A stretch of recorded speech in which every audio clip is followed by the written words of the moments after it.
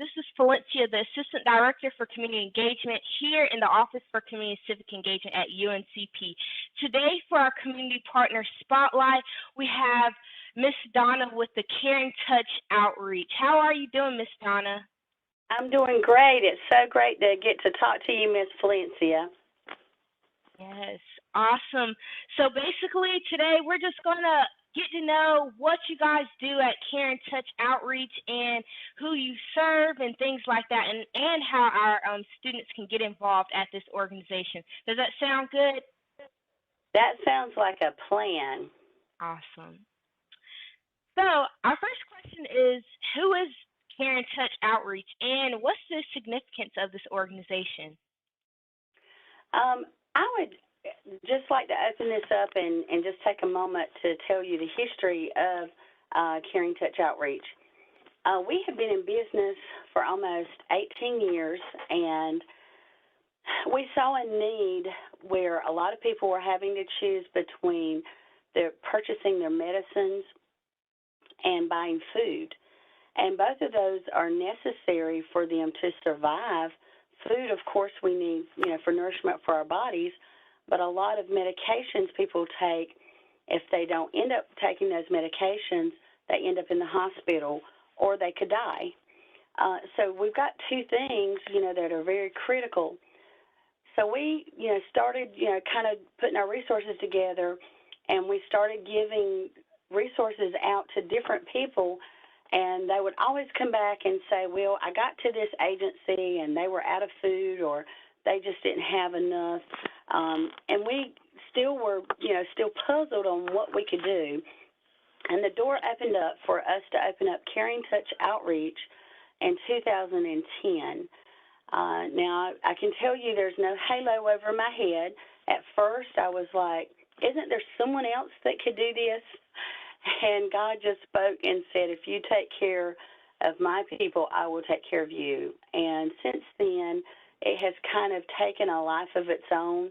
We really saw a difference in 2016 when Hurricane Matthew came through Robeson and surrounding counties, and a lot of our clients, a lot of our community was underwater. And then again in 2018 when Florence hit us, Hurricane Florence, so we saw the need. And then when the pandemic happened, we just felt like we were getting these blows after blows. But we have received resources within the community and outside from our state and federal government that have stepped in to allow us to have food to be able to give out, to have some toiletries and other items to be able to distribute, within the community to those in need. So we're really excited to be able to give back. It just kind of gives you that warm, fuzzy feeling when you're able to help someone else. And it's not about getting something back in return. What you get back in return is that feeling of knowing that you've helped someone else, a stranger, maybe, that could be someone's sister or brother or mother or father, because I feel like we're all supposed to be together as a family helping each other. From one day to the next, you never know where your circumstances may end up leading you. So I always feel that it's good to put that positive energy out there to be able to step out and help others, but also be able to help them get back on their feet.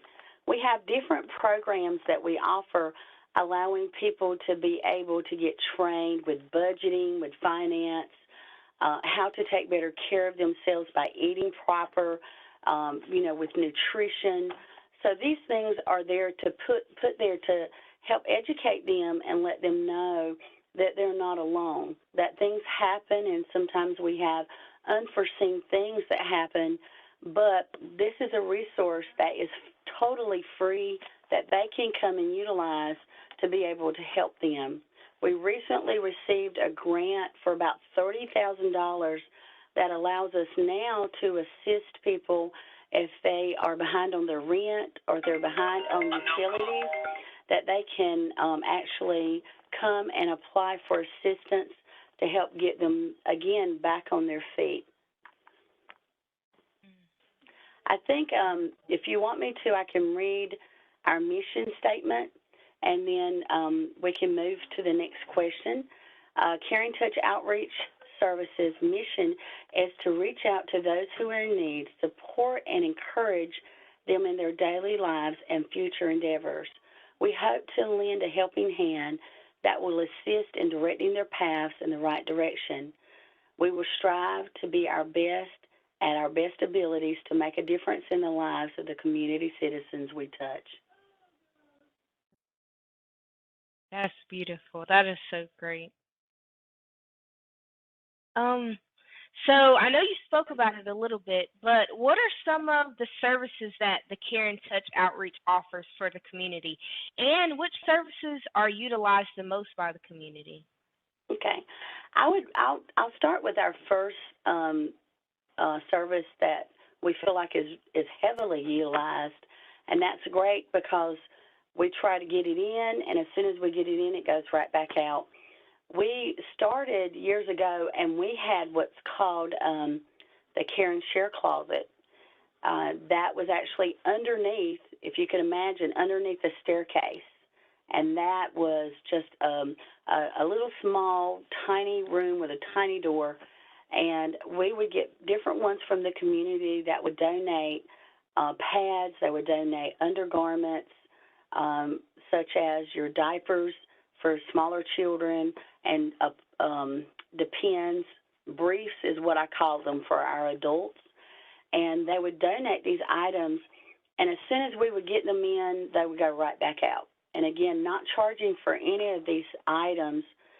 And then when we moved to our new facility, we went from one little room underneath the staircase to now it is almost a warehouse, and it's over 2,000 square feet. So we get a variety of different things that are donated, from hospital beds to bedside commodes to briefs to diapers to different things that could be utilized in the home care setting for an aging adult, but also for children. And another service that we offer is our food pantry. And our food pantry is opened every day, and we service the public. And they come and they just basically tell us their name and how many people live in their home, if they're male or female, and then they tell us, where they live, and that's it. They don't have to bring any kind of financial information. They don't have to tell us their circumstances, and they're able to receive a large box of food. Before the pandemic, we were able to bless most of the ones that came with a whole grocery cart full of food. We noticed that there was a lot of seniors within our community, and they would actually come, and we didn't have enough volunteers to be able to carry their boxes out to their cars, and a lot of them were with walkers, and they were feeble, and they were not able to carry it. So we were able to partner with Food Line, and Food Line blessed us with about 20 buggies. And so now we're able, Wow. we were able to get the buggies and allow them to take it out to their car, and they could put it in their vehicles, at their, convenience. But then the pandemic hit, so we weren't allowing anyone to come within our facility, per guidelines from the CDC. And so now we actually are utilizing, at this location, it's about 15,000 square feet, and we were able to utilize the front drive-through, which they drive up to a window that's completely glassed with a microphone. It's kind of like a bank location, and they would give their demographics, again, their name, how many's in their home, male or female, and then the town they're from. But while they're giving this information, a door opens about 30 to 40 feet away, and there's pallets that are outside that door. So volunteers are able to put a box, of food according to the number of people in their home on that pallet, and they're able, to then close the door safely. So this protects the volunteer, but it also protects the person that's in the vehicle so that they don't have any, exposure. And then once that door closes, then they drive up and they're able to retrieve the box and then put it in the back of their vehicle and then be able to leave. So it keeps everybody safe. So we were very fortunate at this location that we do have something that we could just step right in and start using. Occasionally, when we get a surplus of food, we will put the items in a buggy, and it depends on the volunteers when they come in. They can use the buggy, for that, for this event, whenever they come. And what we do is push the buggy out the door to a certain point, and then, again, having safety concerns, you've got a person at the window that is holding that car from moving forward. And once that person is safely back inside the facility, then they can tell them to drive forward, and then they can retrieve the items out of the buggy, and they just leave the buggy there at, just push it in the grass. And then, again, we take another buggy inside, and we do that until we use all the buggies. And sometimes we have had to bring some of the buggies back in. Like I said, we have about 20, and we'll we'll sanitize those down, and then we'll start, another box, for another family, or put other items, within those buggies. We also sometimes get furniture in. We're able to get items. Actually, we've received several from UNCP from their state surplus. I think a lot of places have these items, they're nonprofits and they're sitting around. So rather than to just toss them, they'll give them to other nonprofits so that they could either donate furniture. It may be something that's just slightly used. So we will go and pick that up and then bring it here. And if we hear of a family that has been burnt out, or if they come and approach us and let us know that they have lost their home and they are, looking for furniture, we will be able to bless them with furniture. We, at one time, in our warehouse, we had over 4,000 square feet. And I know that's a lot, but it was stacked so high, and it had tables, chairs, couches, just about everything you could imagine. And when Hurricane Matthew hit, that's when we distributed a lot of that. We were able to give a lot of that away. Actually, everything was given away. We don't sell anything here, or even accept, donations other than someone coming and saying, we want to bless you, to put money into the organization so that you can purchase things, to be able to give out. We have different people from the community that come and they bring groceries. They will go by the grocery store and they will buy, bags of rice. They'll buy cooking oil, some of the basic, essentials, sugar, flour that people, can make several meals off of. And they'll just drop by and, just bless us with 10 or 15 bottles of oil or, 30 bags of rice. The other day we got a call from Food Line. They're, a great partner in the community. They also allow us to pick up food on Saturday, Sunday, Monday, and Tuesday.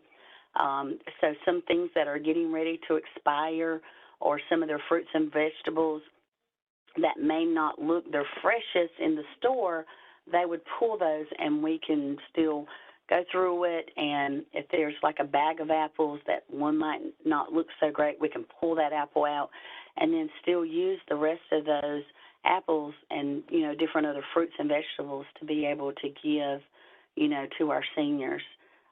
It's just really touching when we hear some of the stories of different ones and how this has really touched their lives. I can remember one particular lady came up. She's a senior citizen, and she told me that this program made a difference because it was able to help her feed her 3 grandchildren. And as I asked her a little bit more, she said that, unfortunately her son was addicted to drugs, and he lost custody of her 3 grandsons, and they were in that teenage years and they were like doorsteps. And she said they eat all the time, and she said because her and her husband only get a limited amount of money on Social Security, a lot of a portion of their money went to food, but then they were having to choose between food and the electric bill, food and their medicines. So this program now, and they come usually once a month, and they get loaded with a good portion of things that they can, take back and make, longevity meals, like I said, that they can eat over a period of time. And this helps sustain them, and it doesn't put them in that poverty of not being able, to eat at night. She said there were times where her and her husband would not eat anything because they would let their grandchildren eat all they wanted, and then, they got what was left over. So now this program allows them to be able to eat all together as a family, and, they're still raising them, doing the best that they can with what they've got. We were able to, and different stories like this, when we hear of these things, we investigated a little bit further so that when we do get donations randomly from Walmart, we get different Gaylords of different items. Sometimes we pick up Gaylords, and they have a variety of everything from light bulbs to toys to different things you can use in the kitchen. So we try to section those things out and then be able to bless those. So at Christmas, we were able to utilize some of the things that were in the Walmart, Gaylord items to give back to this particular grandmother and grandfather to be able, to give, just as extras. And they were so appreciative. They wrote several letters coming back, just talking about, how it really made a difference. And one of them actually is getting ready to graduate high school. And so as a business, we are stepping in to try to help, buy his pictures, his senior pictures, and help with, the cap and gown. So you hear stories of these things, and these are right at our backyard. I remember some students that were actually staying on campus, and they were Chinese students, and they did not have any food in their possession at all. The wife told me that her husband had actually hit a deer, and he brought the deer home, and they ate off of that deer. It was an accident when he was traveling down the road, but he felt that God had provided, so he got the deer up after he had hit it and then brought it home, and they began to eat off of that, and they ate off of that for almost a month. And then finally someone told them about our program, and they came and again, many times wanted to give monies, but, we told them, no, you don't owe us anything. This is what the program's about. It's about giving back. And they were very, very appreciative. We're so excited, and I didn't think that they knew anything about the food pantry. And finally, on campus, I worked with in the past, some of the other leaders to donate when we get items that are kind of like finger foods. And when I say finger foods, like you can pop the top of like a ravioli can, or maybe a can of Viennas, and have some crackers, and that can make a meal, for a student. So when we get some of those items in, or we get nabs or things, like those granola bars, we'll try to put those aside, and we'll try to get those to the university so that they could have those in that particular pantry, so that if a student's coming by, they can just walk in and grab something so that they could be able to eat then and not have to worry about taking it to a microwave or getting it heated if they don't desire. I know we have the backpack program, and that's with the public schools of Robeson County. Several schools, Deep Branch Elementary, Purnell Sweat, Prospect Elementary School, we actually bring items to them, and what they have is they have containers that they put them in, and some of the students that are attending school actually don't get a meal from the time they leave that Friday afternoon until they come back that Monday because they don't have food in the home. And it could be a variety of reasons. It could be that the parents maybe have a drug problem that just social services has not investigated yet. It could be that the parents, are kind of a little proud. They have enough to make ends meet, but they just go hungry because they get their bills paid, and then they still just don't have enough to be able to buy, food that's adequate enough to be able to last them. Or, they make just $1 or $2 over the guidelines to qualify for food stamps. But these particular children can get these boxes and take them home at no cost, and they have, again, meals that could, sustain that family over the weekend. There's also what's called the Temporary Emergency Federal Assistance Program, which is our TFAP. We get that once a month. I think they're coming this Wednesday. So we're looking for volunteers if anybody would like to come. But that is our emergency food assistance program. And this is where we're able to supply enough food for them to be able to live off of for about 3 weeks. Now, this particular program, there are guidelines. You have to meet the poverty level guidelines to be able to receive this. But it has like peanut butter, cheese, milk, nuts. There's different things in this particular bundle that they give us. And then there's also, like chicken. There's frozen foods, but there's also a variety of canned vegetables and different things. And then there's also, and I'm just scrolling down one more, and I don't want to take all this time and talk myself, but there's also community feeding programs. We partner with Mount Olive Pentecostal Holiness Church, and we do community feedings where we're able to give back to the community so that they can come and get a hot meal. I remember the last program that we had was in December, and we were able to partner with them and collect money to be able to get coats for the needy. So we partnered, again, with a facility. Sometimes when you say church to people and let them know that you're giving stuff, they still have that stigma of, okay, they're going to want me to come to church and they're going to want me to give money. So we decided to have it at the Pembroke Fire Department, and we had a wonderful turnout. But they came, again, expecting nothing. We gave them a hot meal and allowed them to go through. We had coats on a rack. We had other scarves, hats, and different things, and all they had to do is go through. We blessed them with a little tote, and all they had to do is get the tote and then go through and pick whatever items that they wanted for them and their family, and then go in and get a hot meal and be able, to leave. And then we have one coming up, actually March the 26th, this Saturday, and we've got the foster care kids coming. We've got other individuals that will be coming. The fatherless is what we're trying to target, and the children from the older home are going to be coming. And basically they come and we're going to give them, an Easter basket and then be able to feed them, a hot meal as well, and have, some entertainment. But those are some of the programs that we offer and some of the things we do. Again, we just try our best. I'll give you just a few statistics.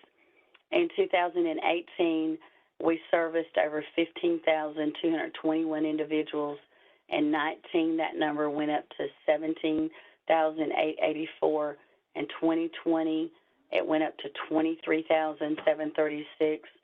And in 21, it was 30,718. So you can see that jump even between 20 and 21 with the pandemic. It went up almost 7,000. We really saw a need and a big, huge increase because of the pandemic. And we had different people driving up to our window that lost their jobs. They were devastated, not knowing which direction to go to. When they had the layoffs, when they were telling people, you're going to have to not do anything, only, the essential workers, can work. So with that in mind, I will give the microphone back to you, Ms. Valencia. Again, I just wanted to kind of get that out there and let you know a little bit about what we did, and I guess move on to the next question. All of that sounds really, really, really cool, honestly. And I love how you talked about just, serving the community. And I think that's really all this organization is about, serving the community to, encourage them and help them.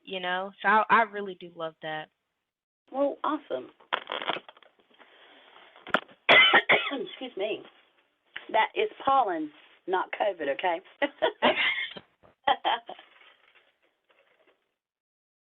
Yes. So, Ms. Donna, what's a mindset or an ideology that you believe is vital for a Caring Touch outreach to volunteer to carry when serving others who are in need of help? Um, I'll tell you this, I'm very particular over who I allow to interact at the window with the person coming up that needs services, because I've actually been on the other side of that window, and I know what it feels like when you have to approach someone to ask them for help. Even before, God opened the door for us to become business owners and then later on to start this nonprofit. I remember going while I was in nursing school to an organization and asking them to help. I was very embarrassed. I didn't want anybody to know, but, at the same time, I also needed food.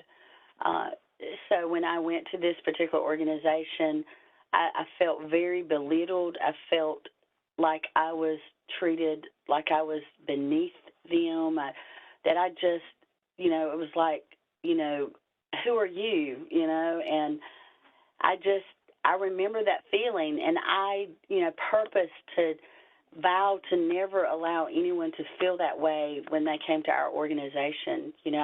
I would rather them be treated with love and respect and dignity and, and treated kind, because we never know where we are in that circle. And sometimes we're serving others, and then sometimes others are serving us. And that's what we're supposed to do, is we're supposed to be kind and we're supposed to give back, but we're also supposed to have humility and understand, and sympathy.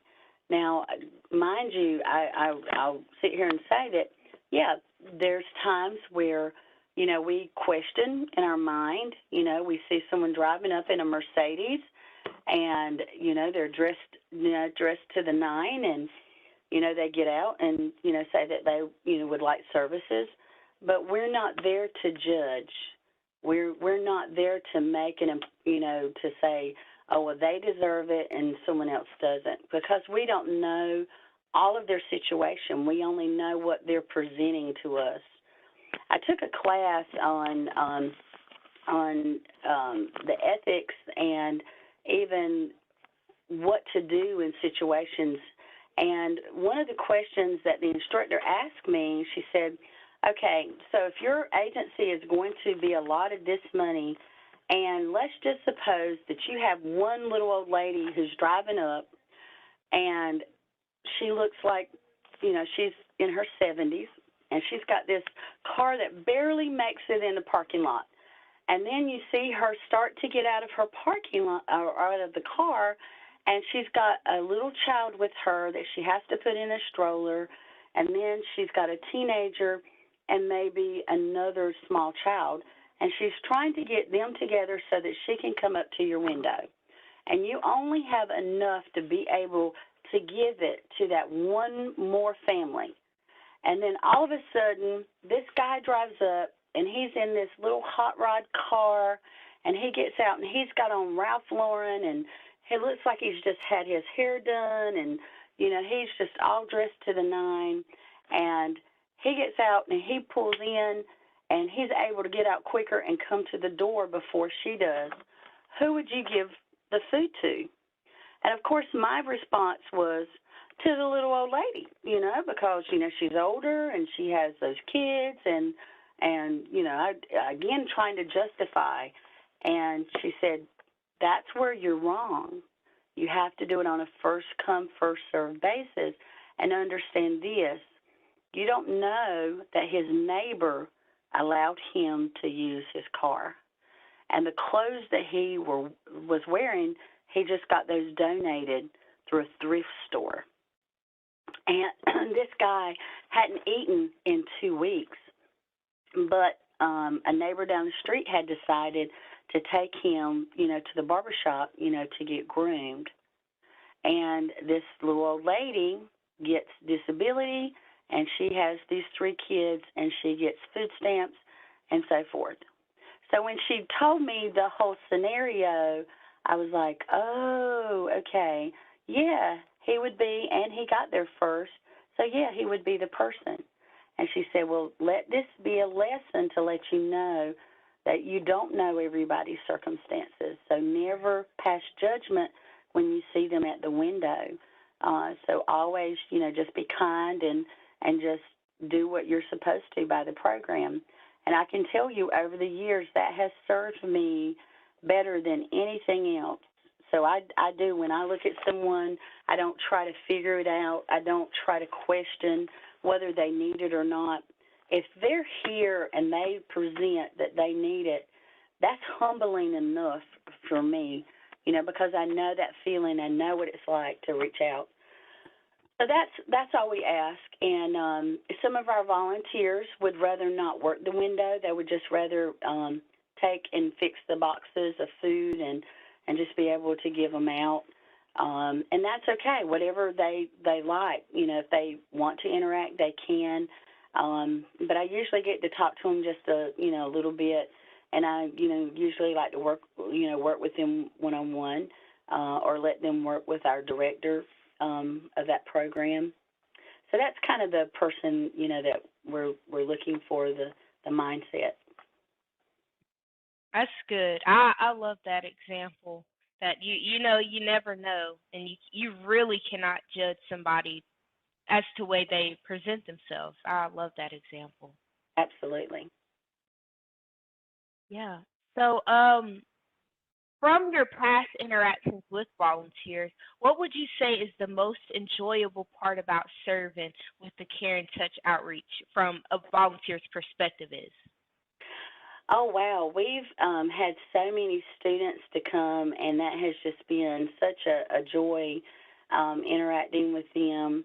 At the end of the year, we try to do a volunteer appreciation banquet and, recognize them for their service. And, sometimes they'll contact me through the organization and ask for us to just sign off on them getting their credit hours, so that they can graduate. And so I get to talk to them and get to know them a little bit.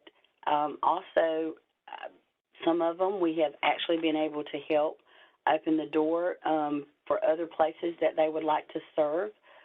We've had volunteers that, have wanted to work at social services and work for different organizations because, they're getting a social work degree.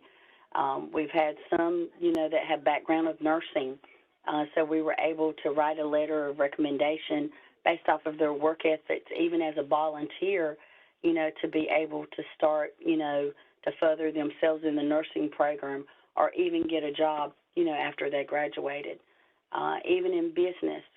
So I definitely consider myself, a good person to talk to because of the business, nursing, and the aspect of serving. So it's kind of like a one-stop shop. So there's several degrees, that different people can utilize the different services that we offer and be able to learn, while they're here. Definitely. And what opportunities are available at the Care and Touch outreach for students to be a part of right now, and how can they be accessed? So this past weekend, we had a group of about 15 students that came from UNC Chapel Hill, and they volunteered. When I have a group that large, we usually try to target a project.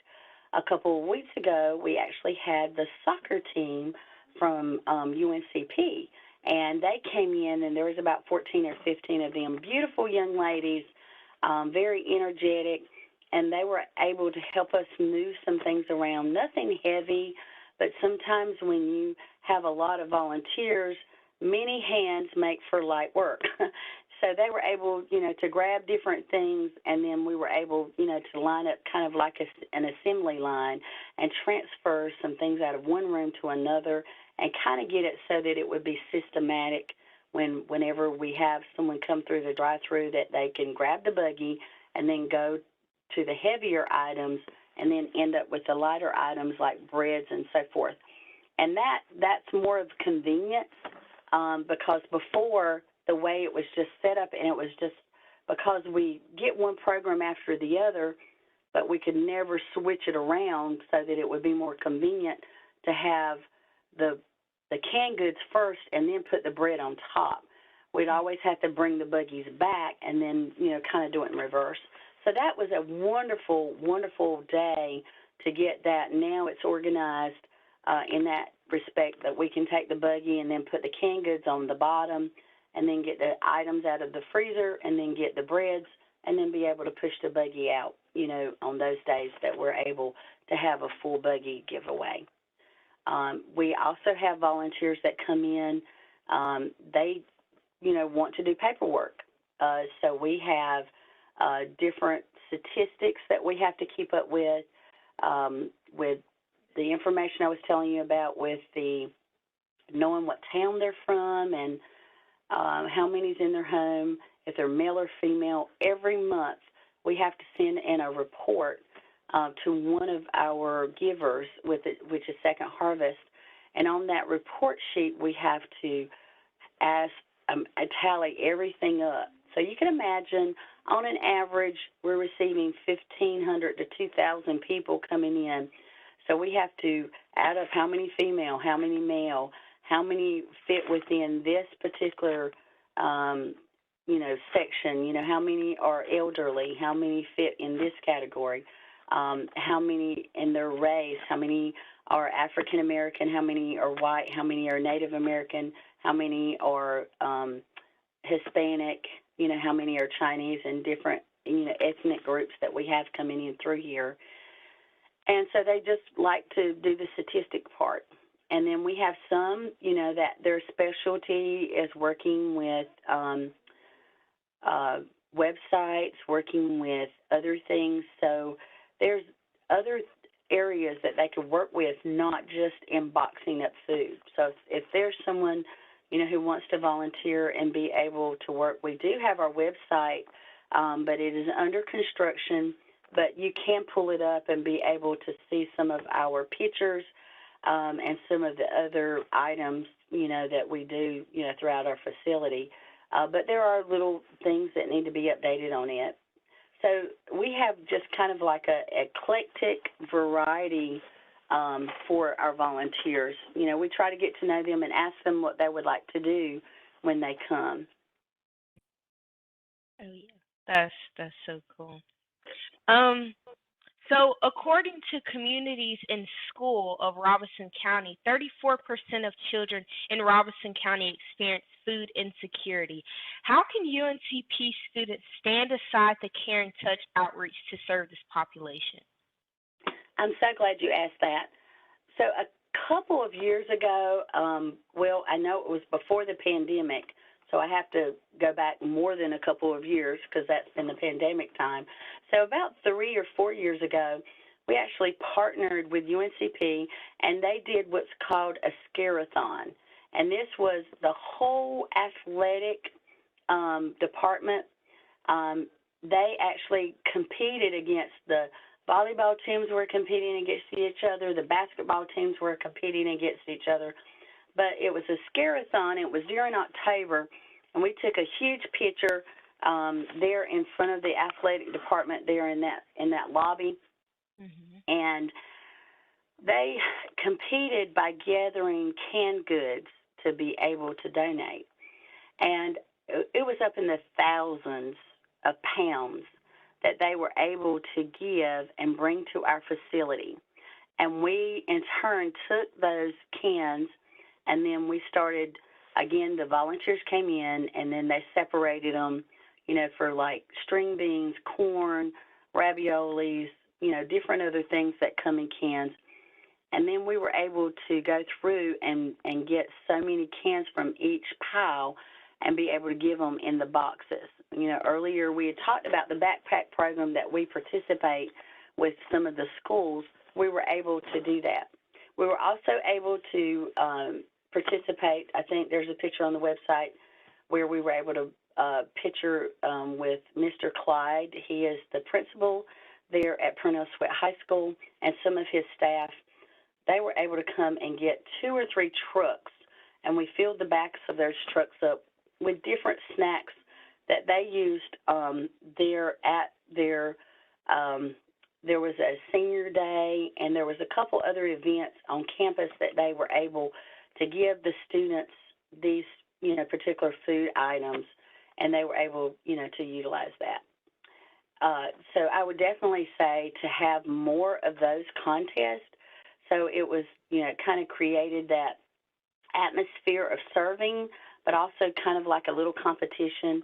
That would be, I feel like one way that the UNCP students could contribute, but also to, again, the volunteer hours to be able to come and help serve. Even like I said, every day we give out food, and we have a need every day for students to be able to come. And even if it's a couple hours, we're only like 4 minutes, less than 4 miles from the campus. So even if someone's staying on campus and, maybe a friend of theirs, or maybe they could talk to someone, and they want to do it in teams of 2, or they want to come independently, they could come and be here in the afternoon when we start to do our food distribution and be able to help. Mm-hmm. And could you tell us where your facility is located? Okay, so there's one turn when you leave the campus. There's only one turn. That's how easy it is to get here. When you pass UNCP, and I'm talking like you're coming down, it's not 7-Eleven? If I'm not mistaken, it's the main road that comes right in front of the campus, not the one that's located beside Burger King and KFC. This is the main campus coming down that street. So if you will travel like you're heading back to the Maxton area, like outside of Pembroke, I think there's a store called, it's at Sampson's Junction, and it's actually the first light that you get to as you're going outside of the city limits. And as soon as you get to that intersection with the light, Sampson Junction, then you're going to see a huge store on the other side. And all you have to do is make a right. And again, this road is called Deep Branch Road.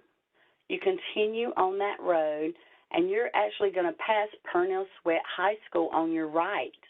And you can see our facility from their driveway. So you just start slowing down when you pass their school, and there's a driveway that enters, where you just turn into us on the left. It's a long tan building, kind of looks like a little mini strip mall. Awesome. So Ms. Donna, can you tell me about some benefits that your organization provides for volunteers and UNCP students? Absolutely. Well, one thing I learned early is you don't mess with people's money, or you don't mess with their children. So, and, you don't bring kids home hungry. And, of course, I don't consider them kids. They're young adults. But if they come here, we try to give them pizzas, if they're able to stay for lunch, try to give them something so that they can have something to eat. Of course, we have drinks and snacks and stuff so they can take a break. I look at it like this. I'm not going to, stand over someone's shoulder. If they're coming to me to volunteer and they say, how can we help, then I can tell them, what needs to be done. I can walk in a room. So, I'm looking for independent people that, I can say this, this would be nice if this could happen. If they say, yep, that's what I want to do, then I leave them independent working, in that particular part of the building. And then, of course, coming back, checking on them, telling them, that they can call me or I can, they can come find me. I'll show them, kind of the tour of, how they can reach me. And then when they're finished, I sign off on their paperwork. Now, there's times where, someone hasn't fulfilled what they, said that they could do. And, and that's okay. That's between them and the good Lord, But if they volunteer their time to come, we can at least, give them the courtesy of signing off on their hours, trying to provide them with snacks and drinks and so forth and food. But also, again, as I talked earlier about having that vital piece of talking to someone, who has a business background, nursing background, and also a social work background.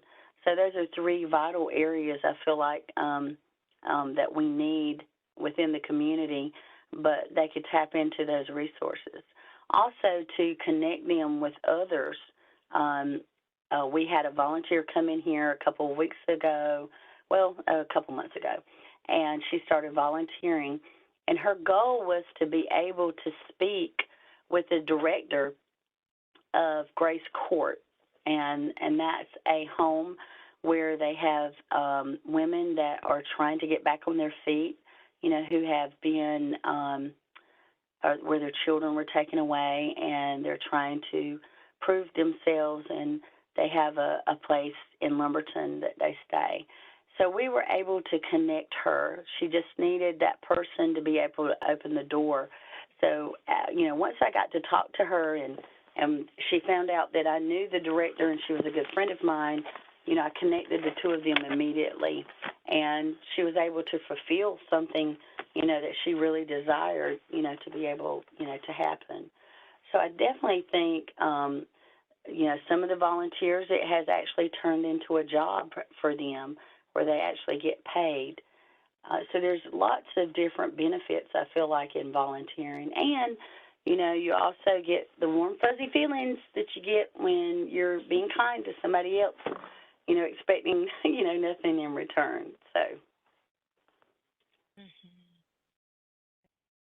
Can you speak about the impact that UNCP students has had on this organization reaching its mission?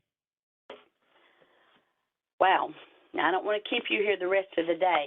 I will try my best to be brief. Okay.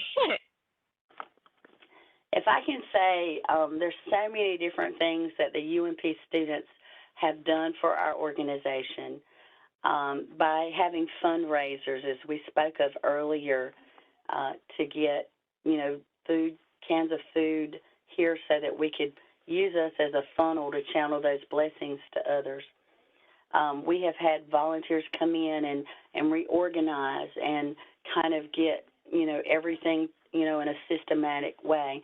We have had volunteers come in and spend their time doing statistic analysis to actually see the impact we're actually making on the community and why it is, important for donors to be able to give, like Food Line, Second Harvest, United Way, and some of the other organizations to be able to put their money, invest their money into us so that we can take that money and be frugal with it, but also be able to get funds and food and different things back out into the community. So I think UNCP has been very critical. I don't feel like we would be where we are as a nonprofit giving back to the community if it were not for the volunteers and the dedication. Working with Miss Natural Love and some of the other ones that came to bring, different things from their organization that maybe they couldn't utilize. That was just, critical. Ms. Palencia, for you calling me, organizing this talk today, that has been critical because I know this word will get out and others will, hear about UNCP's partnership with Caring Touch and be able, to send other volunteers. So again, I feel like this has been so critical, even setting up the website. Those 15 volunteers that came this past weekend from Chapel Hill would not have known, about us had it not been for UNCP being able to have that link, to be able, to get, our name out there and let them know that, we needed volunteers. So I definitely think UNCP has made such a difference in helping us, reach, our mission and what we're doing within the community. Great. Well, we're thankful for you. You're thankful for us, but we're thankful for you and what you do for the community. Ms. Donna, I have one last question for you. What's just one thing that you would want the students to take away from the spotlight? I think one thing I would want the students to take away is one thing that I say, and it's on the bottom of when I'm sending someone an email, this is actually what is on the bottom of the email that they receive from me from the Caring Touch Outreach. And it says, we make a living by what we get, and we make a life by what we give. And that was by Sir Winston Churchill. And also in the Bible, it tells us that God loves a cheerful giver. And, for a long time when I was little, my dad would always tell me that it's more blessed to give than it is to receive. He'd always tell me that. And I'm like, Daddy, if they ain't giving me nothing, I ain't giving them nothing, So as I matured in Christ and as I matured as just in humanity, I realized the blessing is that you have it in abundance to be able to give it to someone else. That's where the blessing is. It's hard to be on the other side receiving because when you're waiting for someone to give you something, you don't know where your next meal's coming from. You don't know how your light bill's going to be paid. You don't know how you're going to make ends meet or know how the rent's going to be paid. So you're totally dependent. I would much rather be on the other end of being able to give to someone than be on the receiving end. So if I can leave you with anything, always put yourself in a position to be able to do something for someone else. I promise you, your needs will be taken care of. Your needs will be satisfied. And I know that the Bible says what you sow, you will reap. And that goes with good and bad. So I feel like if you put those seeds out there, the harvest will come. And we don't do what we do to try to get anything back because we have been blessed. And we do it because this is, what is right, to help take care of people. Miss Donna, it has been so awesome and informative just speaking with you today and getting to know more about the mission, getting to know more about the why. I'm always a big person on what's the why, and you've definitely dove in and let me know what the why is, and it just comes down to helping people and just genuinely caring. It's not about limelight, it's not about receiving anything back, but it's about giving and blessing others. So I love that. I really do love that for this great organization, Miss Donna. Well, thank you so much. It has been a pleasure to speak with you. And again, we have an event. We have a huge event coming up this Wednesday with Giving Back Within the Community. But we also have one this Saturday that's partnered in with the church. and would love to have volunteers, would love to have anyone who wants to come stuff bags, fix boxes, whatever, again, whatever their heart's desire, we would be able to find a place, a niche that they would, be able to fit in. Great. So I want to hand it off to our students. If you guys have any questions or comments that you would like to express, this is your time to do so.